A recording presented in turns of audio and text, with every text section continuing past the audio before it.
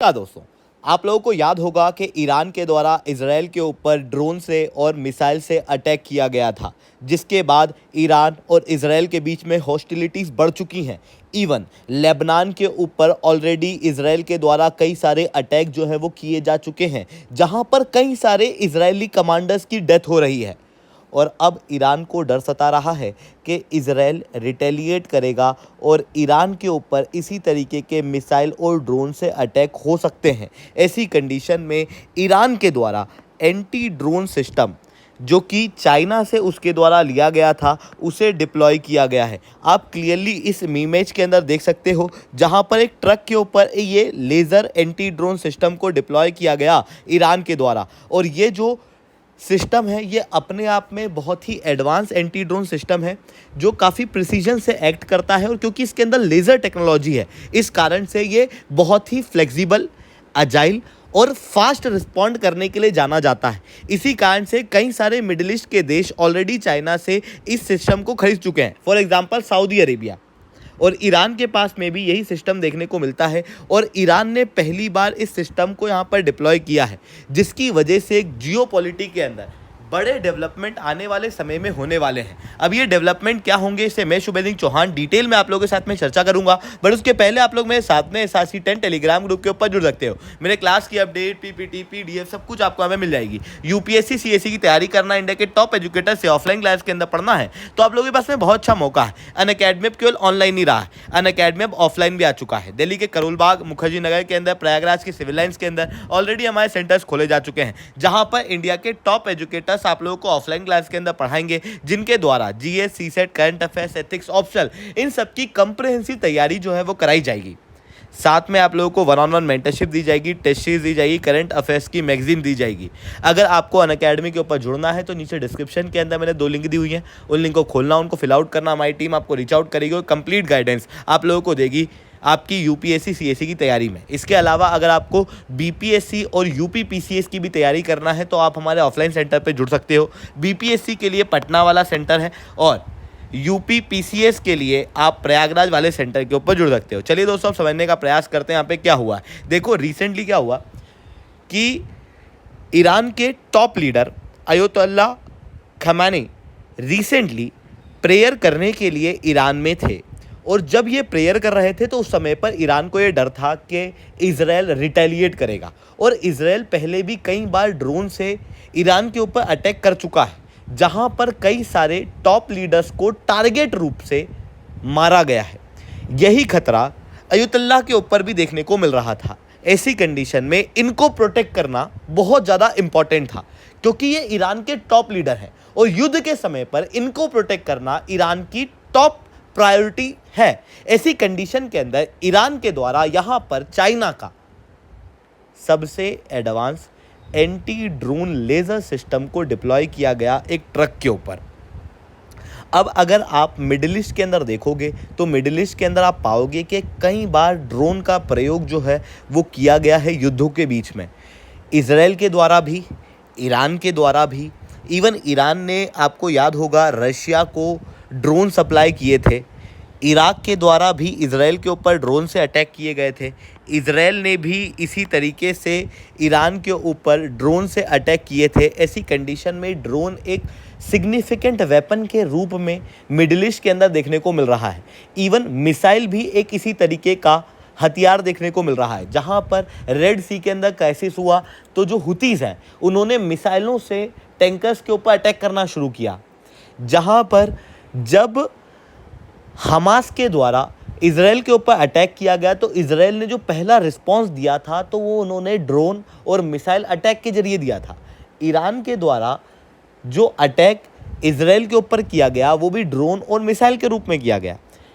Israel ने जो Hezbollah के ऊपर अटैक किया लेबनान के अंदर, वो भी ड्रोन और मिसाइल के रूप में किया।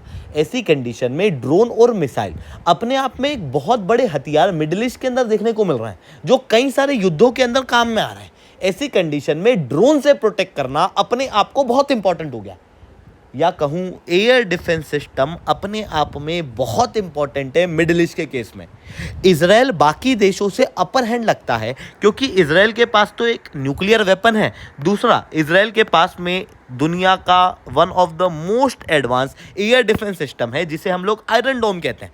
ऐसी कंडीशन में इजराइल की पोजीशन बाकी मिडिल ईस्ट की कंट्रियों से बेहतर है, इसीलिए दूसरी कंट्रियों ने भी अपने एयर डिफेंस सिस्टम को मजबूत करने का प्रयास किया था। सिमिलरली ईरान ने भी किया था और उन्होंने चाइना का लेज़र वेपन, जो कि एक लेज़र एंटी ड्रोन सिस्टम है, वो खरीदा था। अब ये जो चाइना का लेज़र एंटी ड्रोन सिस्टम है किस तरीके का है, तो देखो ये कुछ इस तरीके से दिखाई देता है। इसके अंदर एक रडार होता है और इसे किसी ट्रक के ऊपर डिप्लॉय कर दिया जाता है। उसके बाद ये 5 किलोमीटर के अंदर आने वाले जो भी ड्रोन होते हैं उसे आइडेंटिफाई कर देता है।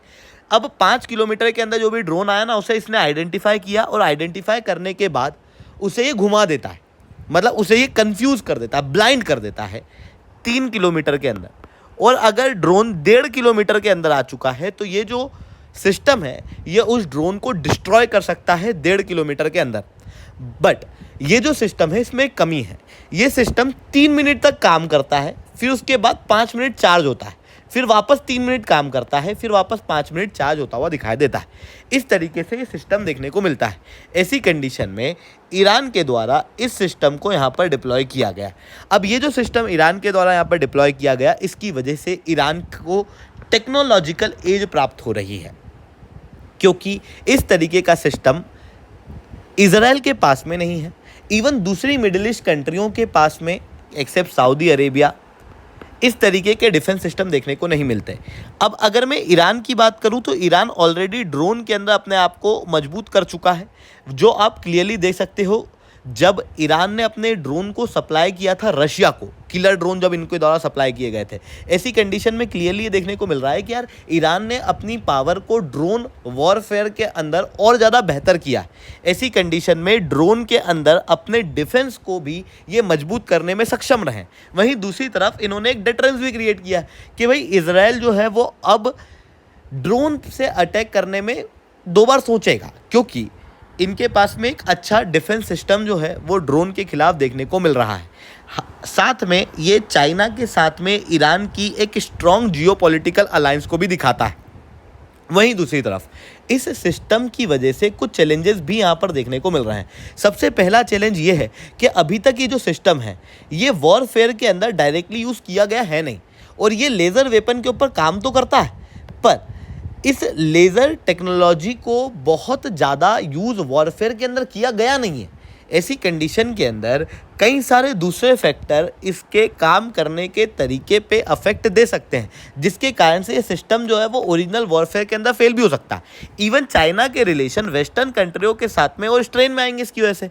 इतना ही नहीं, लॉजिस्टिक्स और मेंटेनेंस के इशू रहेंगे, क्योंकि भाई मॉडल जो है वो चाइना का है। ऐसी कंडीशन में क्वालिटी की दिक्कत जो है वो यहाँ पर बनी रहेगी। हालांकि कुछ लोग मार्केट में ऐसे भी हैं जो इस सिस्टम को आयरन डोम से कंपेयर कर रहे हैं। हालांकि आयरन डोम और चाइना के इस लेज़र एंटी ड्रोन सिस्टम के बीच में काफ़ी ज़्यादा डिफरेंस है। आयरन डोम इससे बहुत बेहतर है, क्योंकि आयरन डोम केवल ड्रोन के खिलाफ काम नहीं करता। आयरन डोम की कैपेसिटी है 70 किलोमीटर की, और ये लगभग हर प्रकार के एरियल थ्रेट को इंटरसेप्ट करने में और उसे डिस्ट्रॉय करने में सक्षम है। अब बात आती है सर ये लेज़र वेपन होते क्या हैं, आप बार बार लेज़र वेपन की बात कर रहे हो। देखो सीधी सी चीज़ है, आयरन डोम जो है वो बेहतर है कई सारे मामलों में चाइना के लेज़र एंटी ड्रोन सिस्टम से। बट चाइना का लेज़र एंटी ड्रोन सिस्टम एक अलग ही टेक्नोलॉजी के ऊपर काम करता है, जो एक नई टेक्नोलॉजी है जो आने वाले समय में और ज़्यादा मजबूत होगी, जिसे कहा जाता है लेज़र टेक्नोलॉजी। अब ये जो लेज़र टेक्नोलॉजी है, इस लेज़र टेक्नोलॉजी को हम लोग इतना बेहतर क्यों मान रहे हैं? देखो लेज़र टेक्नोलॉजी के अंदर क्या होता है, इलेक्ट्रोमैग्नेटिक रेडिएशन को बहुत ज़्यादा कंसंट्रेट करके किसी जगह, किसी स्मॉल एरिया के ऊपर अटैक किया जाता है ताकि बड़े डिस्ट्रक्शन किए जा सके। अब क्योंकि यहाँ पर इलेक्ट्रोमैग्नेटिक रेडिएशन का प्रयोग किया जा रहा है, तो यहाँ पर स्पीड क्या होगी, स्पीड ऑफ लाइट की।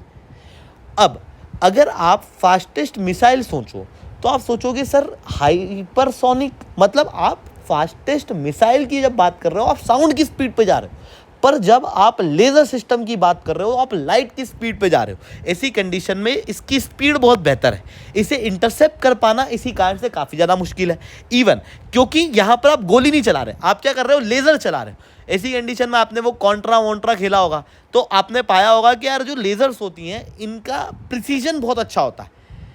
मतलब एक तो इसकी स्पीड अच्छी, दूसरा इसका प्रिसीजन अच्छा, तीसरा आपको गोली खरीदने की ज़रूरत है नहीं, जिसकी वजह से कॉस्ट इफेक्टिव है। इसके अंदर अनलिमिटेड एमओ है, मतलब आपकी कभी गोली ख़त्म होगी ही नहीं, जिसके कारण से ये काफ़ी ज़्यादा इफेक्टिव सिस्टम जो है वो ग्लोबल लेवल पे माने जाते हैं। इसी कारण से भारत सरकार द्वारा भी इस तरीके के लेज़र सिस्टम को डेवलप करने का प्रयास जो है वो किया जा रहा है, दुर्गा 2 के रूप में, हेलियोस एडी के रूप में और लेज़र डेजलर के रूप में। आई होप ये सारी बातें आपको समझ में आई होंगी। लेक्चर अच्छा लगा हो तो लाइक करना, लेक्चर बहुत अच्छा लगा हो तो नीचे 7 से 10 कमेंट करना।